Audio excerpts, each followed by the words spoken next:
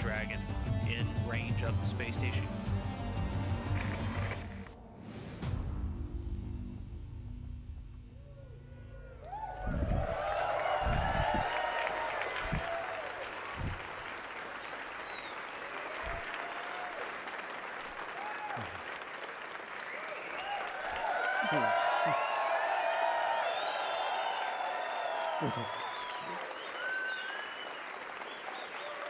All right. Welcome, everybody, to Hawthorne, headquarters of Space Exploration Technologies. We're here to unveil Dragon version 2. Dragon version 1 is right above your heads. In fact, this is the first Dragon spacecraft that came back from orbit. And you can see the scorch marks on the heat shield, the thrusters that are fired. It's a real spacecraft. And I'll tell you a little. I'll start off by telling you a little bit about the Dragon version 1 before showing you Dragon version 2. And when we first created Dragon version 1, we didn't really know how to create a spacecraft. We'd never designed a spacecraft before. So while there are a lot of interesting technologies in version 1, it does have a relatively conventional landing approach. So it throws out parachutes to land in the water off the coast of California after it comes back from the space station. And it does have a life support system, but not one that can last for a long time or carry a lot of people. And so it's a great spacecraft, and it was a great proof of concept. It showed us what it took to bring something back from orbit, which is a very difficult thing to do. Usually when something comes in from orbital velocity, it burns up in a big fireball. So, but going from Dragon version 1, we wanted to take a big step in technology, really create something that was a step change in spacecraft technology. And some important characteristics of that are the ability to land anywhere on land propulsively. So that's one of the things that Dragon version 2 will be able to do. So you'll be able to land anywhere on Earth with the accuracy of a helicopter, which is I think something that a modern spaceship should be able to do. And it'll be capable of carrying 7 astronauts for several days. It has an improved version of our Pika heat shield, and it's all around, I think, really a big leap forward in technology. It really takes things to the next level. So with that, let's see the Dragon version 1. We're going to do the countdown here. All right. Oh, Dragon version 2. T-minus 10, 9, 8, 7, 6, 5, 4, 3, 2, 1, 0.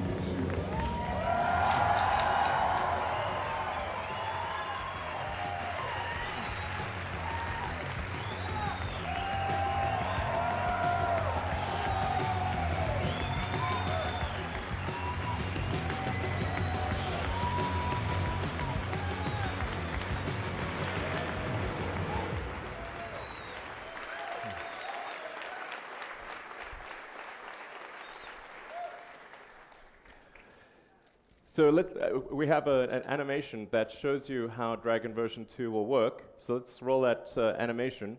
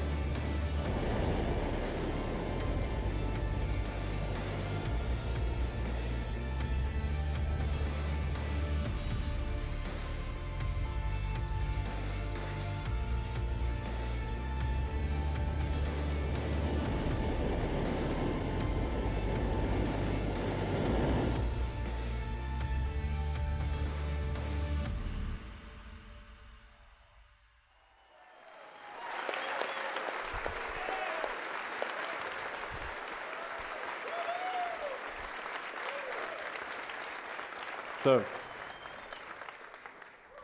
that is how a 21st century spaceship should land.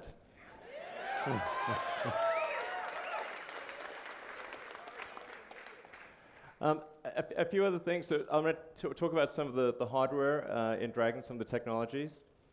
We're going to roll those out. And so a few things I should mention that you saw in the animation, but we don't have time to show you today, are there's the docking mechanism. So the Dragon version 2 is capable of autonomously docking, either autonomously or under pilot docking with the space station, or with the International Space Station, potentially other things, and without needing the station arm. So the current version 1 makes use of the Canadarm that's on the space station. Dragon version 2 is capable of docking autonomously without the use of the arm. So that's a significant upgrade as well. And although it wasn't shown in the video, Dragon version 2 still retains the parachutes of Dragon version 1, so that what it'll do is when it reaches a particular altitude, just before landing, a few miles before landing, it will test the engines, verify that if all the engines are working, it will then proceed to a propulsive landing. If there's any anomaly detected with the engines or the propulsion system, it will then deploy the parachutes to ensure a safe landing, even in the event that the propulsion system is not working. And even after starting the propulsion system, it can afford to lose up to 2 engines and still land safely. And then after the engines are started, it deploys the landing legs for a soft landing. And so the reason that this is really important, apart from the convenience of the landing location, is that it enables rapid reusability of the spacecraft. So you can just reload propellant and fly again. This is extremely important for revolutionizing access to space, because as long as we continue to throw away rockets and spacecraft, we will never have true access to space. It'll always be incredibly expensive. You can imagine a scenario where in aircraft, if aircraft were thrown away with each flight, that nobody would be able to fly, or very few, maybe a small number of government customers, and the same is true of rockets and spacecraft. So that's really why it's so important to be able to land propulsively, land on land, and be able to then reload propellant and take off again. So I'll look at point out some of the technologies here. This is a composite overwrapped titanium sphere, and this contains the ultra-high pressure helium that pressurizes the propulsion tanks that feed the Super Draco engine. This is the Draco engine, which is a maneuvering thruster, and this is essentially the same as the one that's, or very similar to the one that's on Dragon version 1. And on Dragon version 1, there are 18 of these thrusters for maneuvering in space, as well as controlling the reentry, the trajectory during reentry. So we have a bunch of these on version 2 as well. From a propulsion standpoint, the biggest single change for Dragon version 2 is the addition of the Super Draco engines. So this is really a super-powered version of the Draco engine, whereas the Draco engine produces about 100 pounds of thrust. Each of these engines produce 16,000 pounds of thrust. So hence the super. And they're in pairs, so that if one malfunctions, its pair can take over and increase thrust to compensate for the one that's not firing. And each one is in a protective shell, so if anything goes wrong, it's contained within that protective nacelle. This is also will be the first fully printed engine. So this is it's printed Inconel, which is a special high-strength alloy, and it'll be, like I said, the first time that a printed rocket engine sees flight. And then this is the propellant tank. A whole series of these spheres are around the perimeter of DragonV2, and these are also carbon overwrapped titanium, and they feed the Super Draco engines, which are operating. The Super Draco engines are operating at a chamber pressure of about 1,000 psi, and fed from these series of propellant tanks around the perimeter. And then we also have version 3 of the Pika heat shield. So the base heat shield is the third version of our heat shield technology. The first version obviously flew on that version 1 spacecraft up there, and we're now about to fly sort of version 2 and version 3. And with each one, we're able to make the reusability of the heat shield better. So it ablates less as it enters, and so we're able to get more flights. So that's Dragon version 2. Although it'd be nice to go inside, but for that we will need a comically fast set of stairs.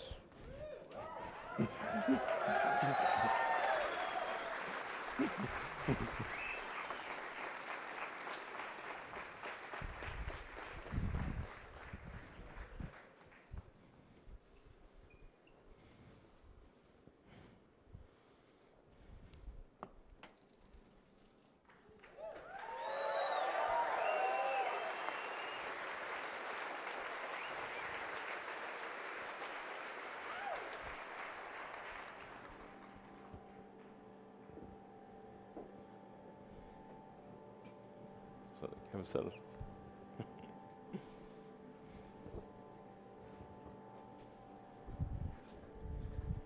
So I'm sitting here in the pilot seat.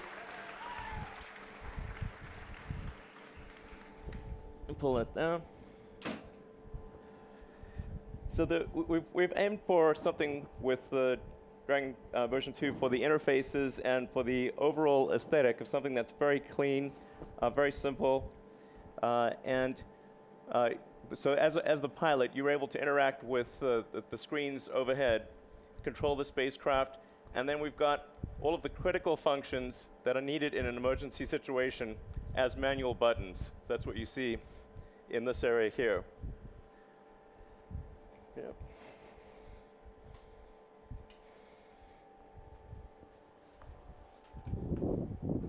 Oh, that's all right. A little unwieldy. No.